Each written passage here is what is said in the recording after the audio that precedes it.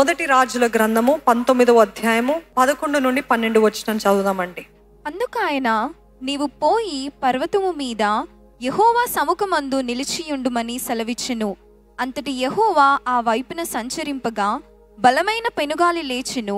యెహోవా భయమునకు పర్వతములు బద్దలాయెను, శిలలు చిన్నాభిన్నములాయెను. కాని యెహోవా ఆ గాలి దెబ్బయందు ప్రత్యక్షము కాలేదు.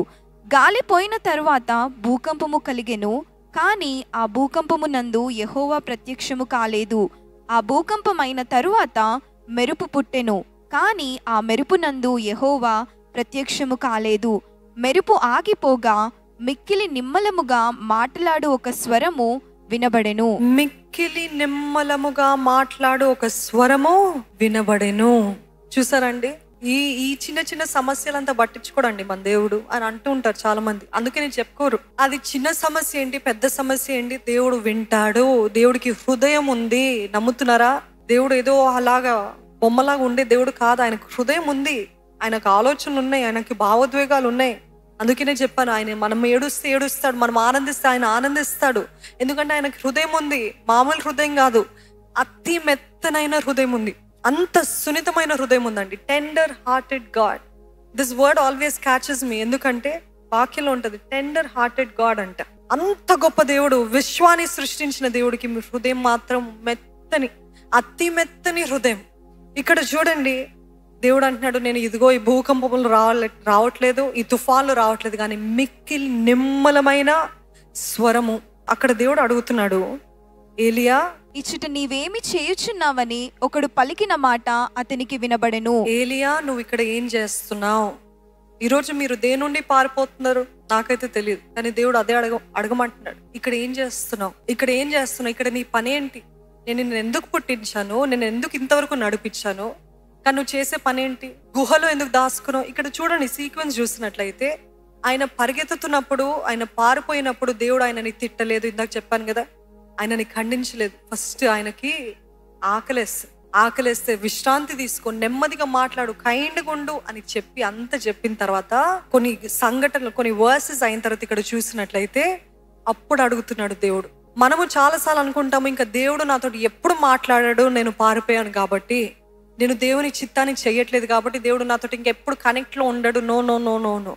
He's waiting for the right time to speak to you. He's waiting for the right time to be kind to you, because he knows you're already in pain. ఈ టైంలో నేను అడిగితే ఇంకా బర్స్ట్ అయిపోతారు, ఇంకా బాధపడిపోతారు, ఇంకా ఏడుస్తారని చెప్పి దేవుడికి అన్నీ తెలుసండి. ఎంత గొప్ప దేవుడో మనం సేవించే దేవుడు.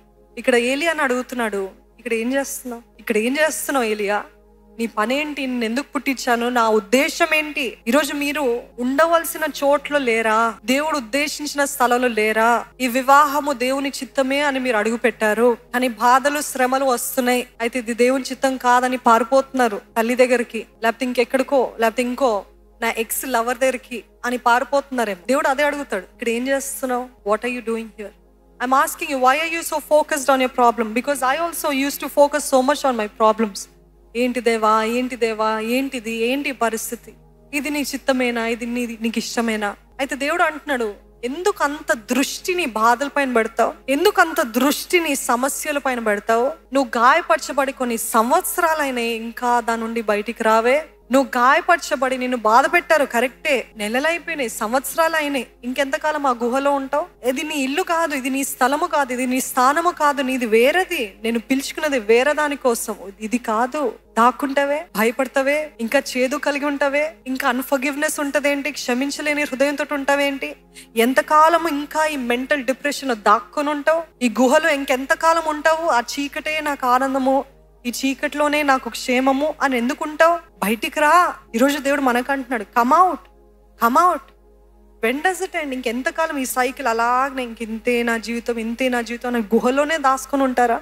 దేవుడు మిమ్మల్ని వెలుగుగా చేశాడు. నమ్మిన వారు ఉన్నట్లయితే హల్లెలూయా చెప్తారా? వెలుగు జ్యోతుల వలె ప్రకాశించాలని దేవుడు ఆశ అయితే మనమేమో దాక్కుంటున్నాం, పారిపోతున్నాం. అనేక సార్లు నాకు వద్దు అంటున్నాము, నా వల్ల అవ్వదు, ఈ కాడి చాలా బరువుగా ఉంది, this yoke is too heavy, I cannot అని అంటున్నారండి. యూ హ్యావ్ టు రిమెంబర్, మళ్ళీ మొదటికే వస్తున్నాం, మీరు అపవాది రాజ్యాన్ని కూల్చేవారు అని వాడు చూసి మిమ్మల్ని బాధ పెట్టి పారిపోయేలాగా చేస్తున్నాడు, మీ వెలుగుని దాచిపెట్టేలాగా ప్రయత్నిస్తున్నాడు. మీ వెలుగు దాచిపెడితే మీరు అనేక మందికి దీవెనకరంగా ఉండరు.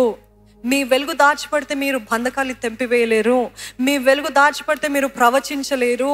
మీ వెలుగుని దాచిపెడితే మీరు దేవుడు ఉద్దేశించిన కార్యాలు చేయరు అని చెప్పి ఏం చేస్తున్నాడు? నువ్వు గుహలోనే ఉండు, అదే నీకు సేఫ్. నువ్వు గుహ బయటికి వచ్చావా, సింహం ఉంటుంది. నువ్వు గుహ బయటికి వచ్చావా, యెజబెల్ ఉంది. నువ్వు గుహ బయటికి వచ్చావా, పోరాటాలు ఉంటాయి.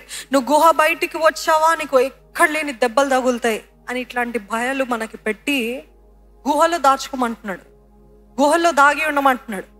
కానీ దేవుడు అంటున్నాడు, no no no no no, this cave is not for you. ఈ గుహ నీ కోసం కాదు. నువ్వు బయటికి రావాలి, నువ్వు ప్రవచించాలి, నీ వెలుగు ప్రకాశించాలి. నమ్మిన వారు ఉన్నట్లయితే హల్లెలూయా చెప్తారా?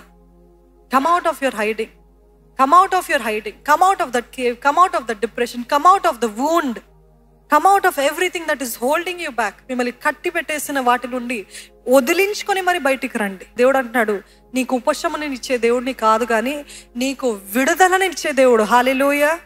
Is the God of deliverance, not just little relief. పైన పైన అద్దడం కాదు, పైన పైన రుద్దటం కాదు, కానీ సంపూర్ణమైన విడుదల ఇవ్వటానికి దేవుడు ఆశపడుతున్నాడు. దేవుడు అంటున్నాడు, ఇంకా దాక్కోకు, ఇంకా లోపల ఉండకు, ఇంకా డిప్రెషన్ అనే బంధకాలు ఆ చెరసాలలో ఉండకు, బయటికి రా, బయటికి రా. నీ కుటుంబము పోరాడు. ఇది దేవుని చిత్తం, ఇది దేవుడు చేయమంటున్నాడు, బయటికి రా. వాళ్ళు ఏమంటారు, వీళ్ళేమంటారు, వాళ్ళందరూ గేలి చేస్తున్నారు నేను దేవుని కోసం ఏమని చేస్తే. భక్తుడు అంటున్నారండి, బాధపడుతున్నాడు. Still don't worry, come out, come out of that cave, come out of that cave.